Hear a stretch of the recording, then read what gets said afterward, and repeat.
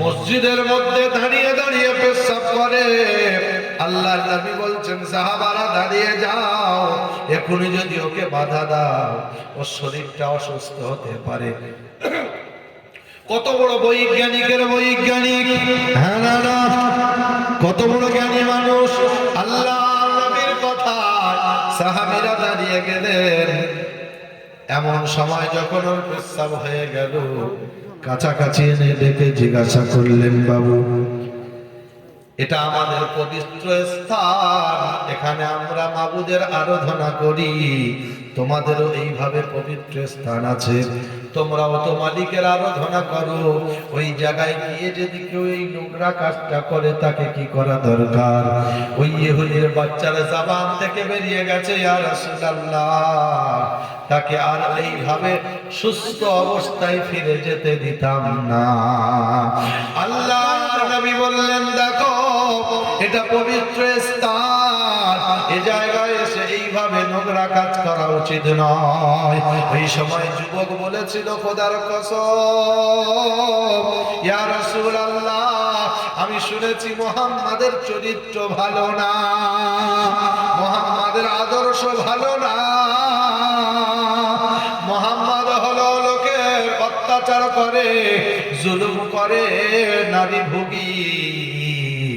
আমি এই শোনার পরে আপনাকে পরীক্ষা করতে এসেছিলাম, ইয়া রাসূলুল্লাহ, আমাকে আপনার হাতে হাত রেখে কালেমা পড়িয়ে মুসলমান বানিয়ে দেন। আশহাদু আল্লা ইলাহা ইল্লাল্লাহু ওয়া আশহাদু আন্না মুহাম্মাদার রাসূলুল্লাহ। ইহুদি মুসলমান হয়ে গেল আদর্শ দেখে।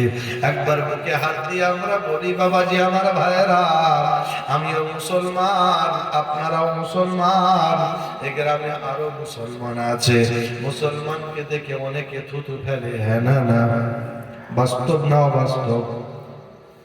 কিন্তু এক সময় ছিল মুসলমানের আদর্শ দেখে বেঈমানরা পাগল, বেঈমানরা পাগল হয়ে গেছে।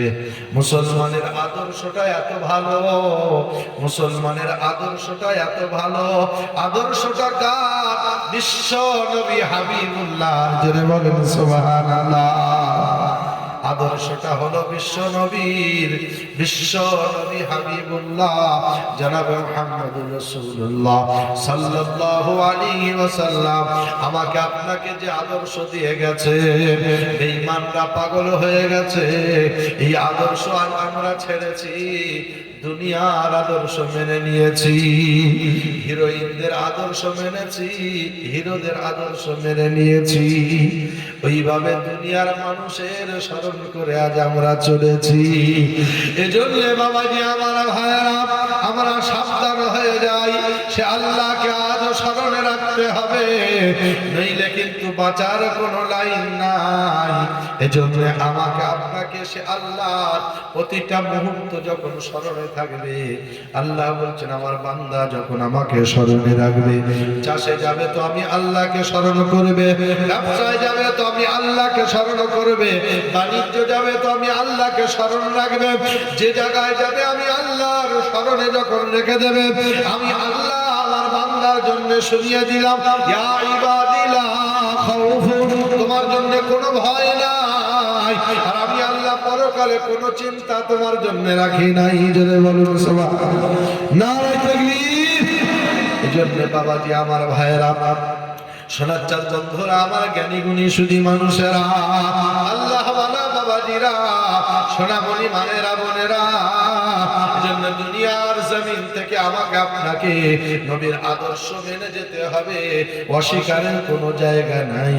আজকে হয়তো গায়ের জোরে মানব না, দাঁড়িয়ে মুততে পারি, তাই আজকের অসম্ভব, দাঁড়িয়ে দাঁড়িয়ে ঢালতে পারি, এজন্য আজ গায়ের জোরে মানছি না। এমন একটা সময় আসবে বাপজি আমার ভাইয়েরা, নিজের হাত চিবিয়ে খাবে, আফসোস সেদিন ফুরাবে না।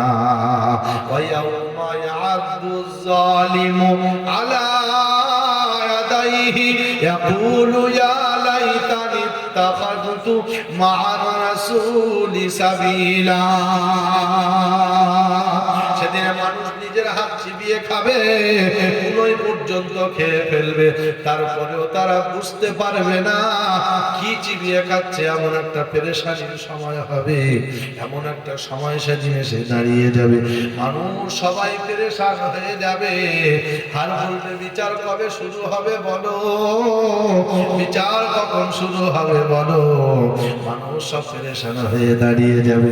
এজন্য বাবাজি, আমার ভাইয়েরা, সোনার চাঁদ বন্ধুরা, আমার জ্ঞানী গুণী সুধী মানুষেরা, আল্লাহ ওয়ালা বাবাজিরা, সোনামণি মায়েরা, বোনেরা, দিনের কথা স্মরণ করে সে আল্লাহকে আমরা সকলে মেনে নেব ইনশাআল্লাহ। আল্লাহ কবুল করুক। দুনিয়ার জমিন থেকে একদিন যেতে হবে, না না, আমাকে আপনাকে চলে যেতে হবে। যেদিনে বাপ থাকবে বসে, মা থাকবে, ভাই থাকবে, আত্মীয় স্বজন সবাই এসে বসে থাকবে, কারণ কিছু করার সেদিন থাকবে না, সবাই থাকবে। তার মাঝখান থেকে আমি চলে যাব, কেউ কিন্তু কিছু করতে পারবে না। এজন্য আল্লাহ বলছেন রেডি হয়ে থাকো, যেন অলস হয়ে ঘুমায় না।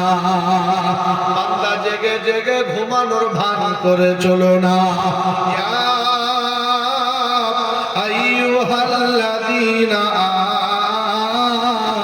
আমানু সাবিরু ওয়া সাবিরু ওয়া রাবিতু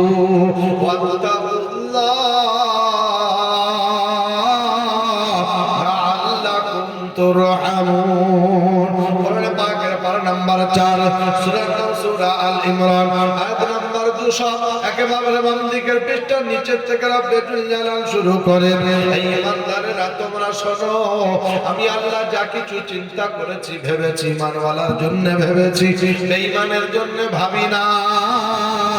আর মুনাফিকদের জন্য কোনো কথা আমি আল্লাহ কোরআনেতে বলি না। ইমানদাররা তোমরা শোনো, সবর করো, ধৈর্য ধরো, আমি আল্লাহর উপরে ভরসা রাখো। সবরের প্রতিযোগিতা করো, রেডি হয়ে থাকো, কোন মুহূর্তে এসে যাবে আমার ডাক, কোন মুহূর্তে এসে যাবে আমার ডাক। সেদিন সবাই থাকবে, কিন্তু কারোর কিছু করার থাকবে না। আমার ডাক যখন এসে যাবে, পৃথিবীর কেউ তোমাকে আটকে রাখতে পারবে না। আর এমন একটা ডাক আমি আল্লাহ সেদিনে দেব, পাশে থাকবে বডিগার্ড।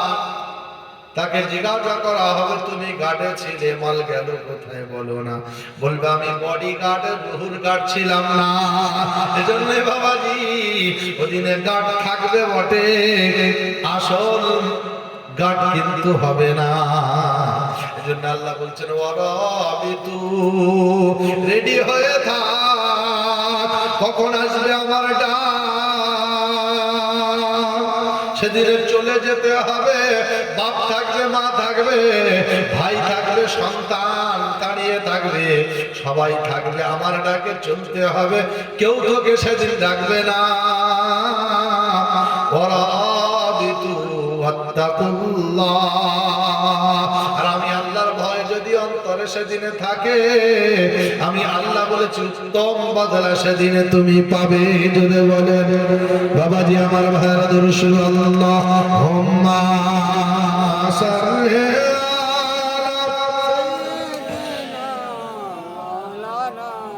ওয়া আলা আলি সাইয়্যিদিনা।